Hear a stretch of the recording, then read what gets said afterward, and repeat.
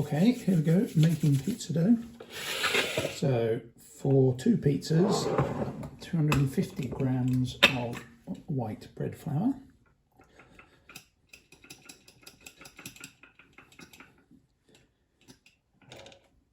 Into make a small-ish mixing bowl. 250 coming up.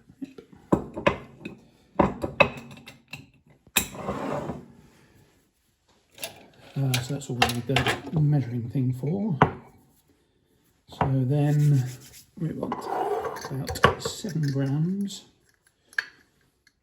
So one little bag of yeast. Put that on one side of the bread.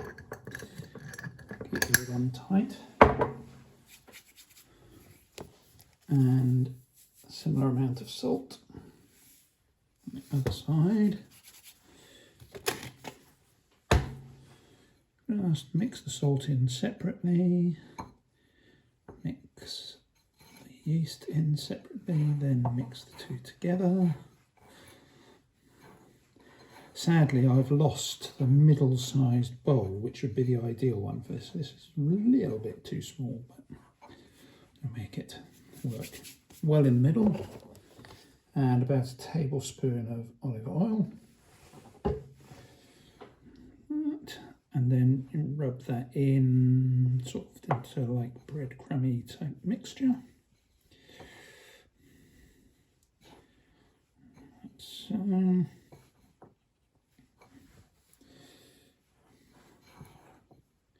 and get it mixed fairly well through. When the big lumps come out, then you just rub them down.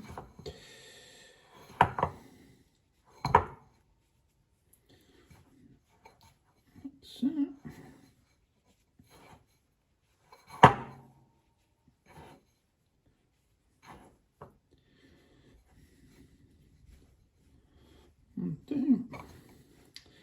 Make a well in the centre, and now you've got 150 mils of tepid water. You probably won't use all of this. You have to use the right amount. So to start off with, you put half of it in, and then just mix that around, mix it in. So tepid is about blood temperature. So I'll just use it from the tap. I don't use it boiled or anything like that. It is literally just tap water, but it is about blood temperature. In the summer, you can just do it with cold water, but it does help the yeast just to get going in the winter.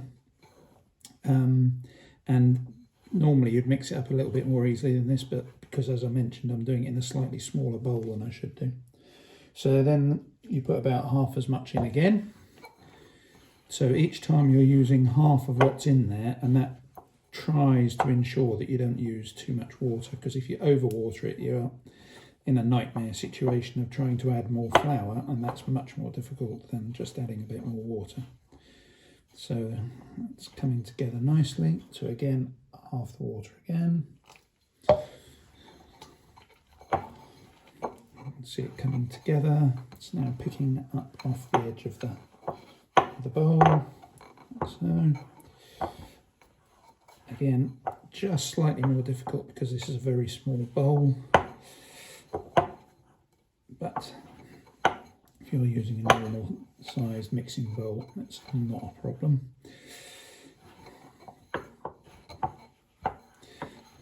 You can see it all almost coming together. And it's not quite, so in this case I'm just going to add just a touch more. See, it was quite sloppy on the side there. Probably see that, I don't know, but see. Anyway, that's all now coming in. I'm just kneading it a little bit just to get it all together. That's pretty well all together. It's picked up all the stuff off the side, like so. There's little bits come out here as well, but that doesn't matter because we'll incorporate that. So that's about the right consistency. There it is on the table. So you can now, any other bits that have, like these bits that have fallen out the side, I can just incorporate those in. And it actually makes it a little bit easier just at this point if you if you just leave it to rest a little bit, because it just incorporates a little bit, and whilst you're doing that, that means that you can get all this clag off your hands. Put that into there, get all the big lumps off. In the meantime, this dough is just resting a little bit just to get its act together.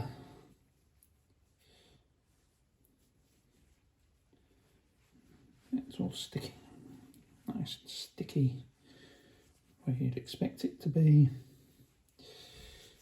And then I just rub the excess off my fingers.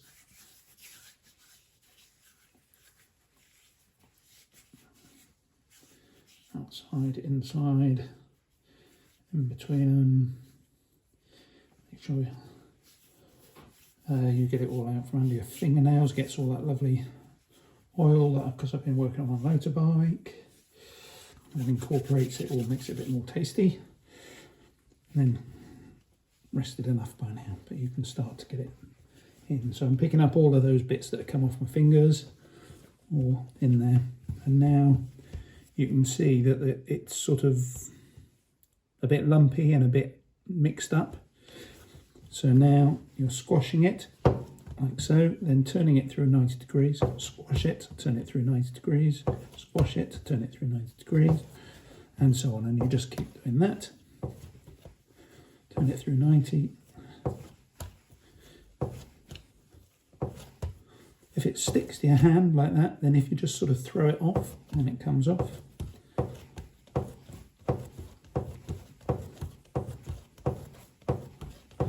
Once you get good at it, obviously you can do it a bit faster. It's beginning to come together now. You can see it's just getting a bit stretchy, but it's still quite sticky.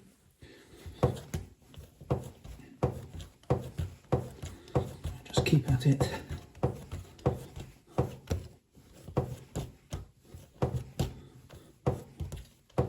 I haven't got any flour on here, haven't got any oil on here or anything like that. If you have added a bit too much water, then good idea to have a bit of flour on the work surface. You're working this quite hard. What it's doing is it's mixing together all of that flour and water, and the gluten in the bread is turning into long strands. The gluten in the flour is turning into long strands, which is eventually going to be what turns this into a smooth and stretchy dough that you need in order to be able to stretch it out nice and thin. You can see it's coming together a little bit more now. Less sticky, a bit more stretchy. Just a bit on the edge of my hands. Just get that off and back in again. And you just do this till it's absolutely smooth and stretchy. So you can see all of that olive oil is coming together, all mixed evenly through it. And it starts to sort of become bouncy almost. I think because I'm bigger and stronger, I don't need to do it quite as much, but you probably will need to keep doing this for about 5 minutes.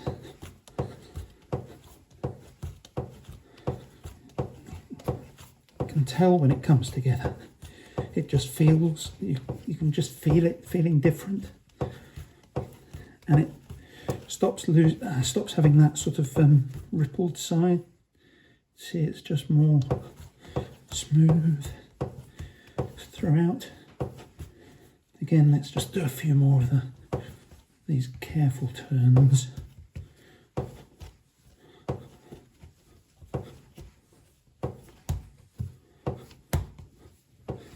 There is another way of doing this, where you stretch it out and turn it over, and stretch it out and turn it over, stretch it out and turn it over, and stretch it out and turn it over, and you just keep doing that. And it's not such hard work, but I don't find it takes a little bit longer, I think, but it also doesn't feel as satisfying as doing it like this. Anyway, we're pretty well there. See, it's now turned into a really nice ball.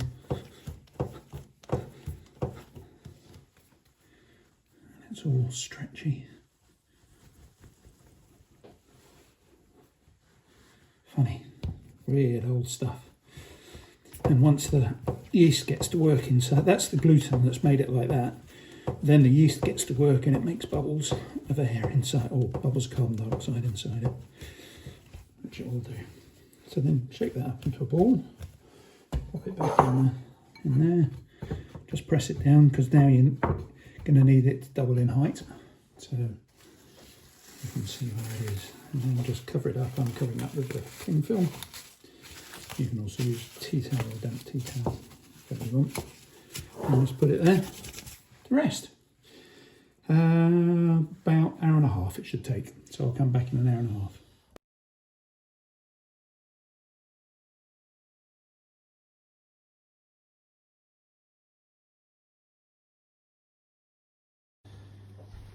So there it is, nicely doubled in size, all ready and raring to go.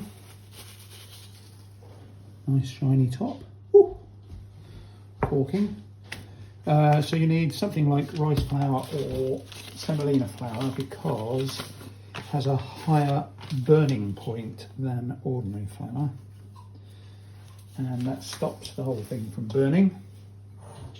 And you need it on the out on here.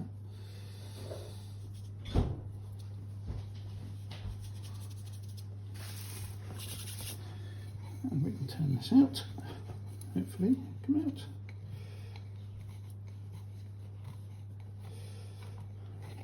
There it comes. There we go.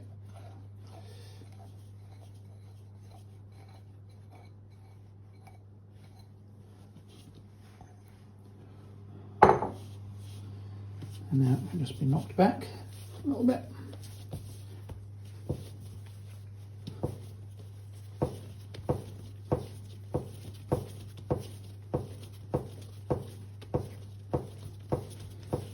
It's fine. And we just need to take that into two.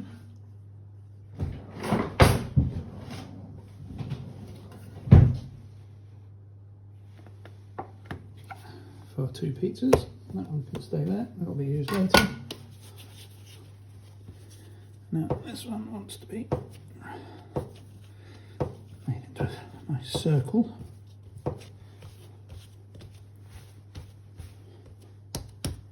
Something like that. A bit more there, and there. We're ready to roll out.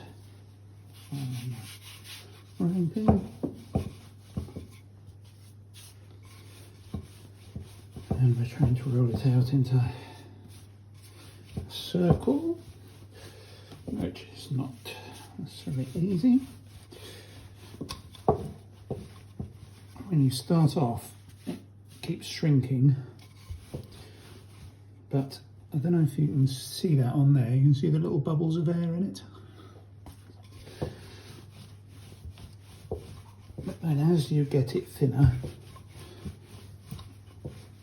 it then gets out to be, to start staying the right size. You're just rolling it out to the size that you want it to be.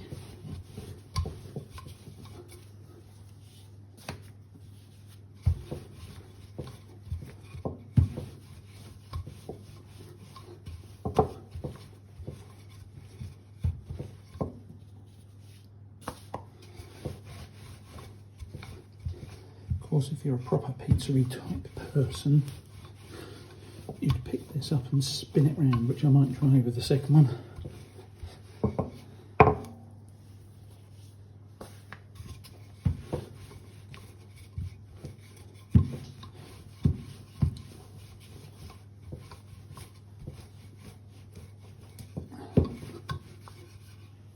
And that's just stuck on there because there isn't quite enough.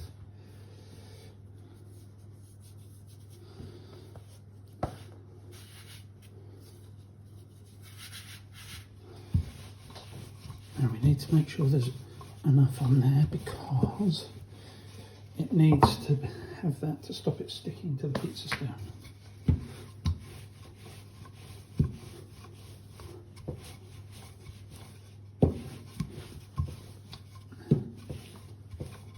Oh, again, I've just got it sticking there.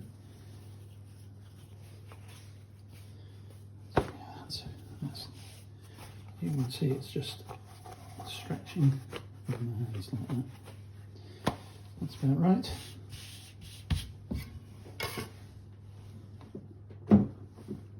And I'll just put it on the board, which I meant to get out before. Flour forward.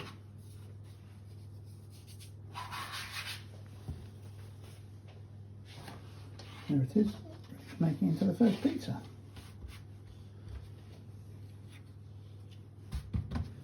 So then, topping on it, away you go.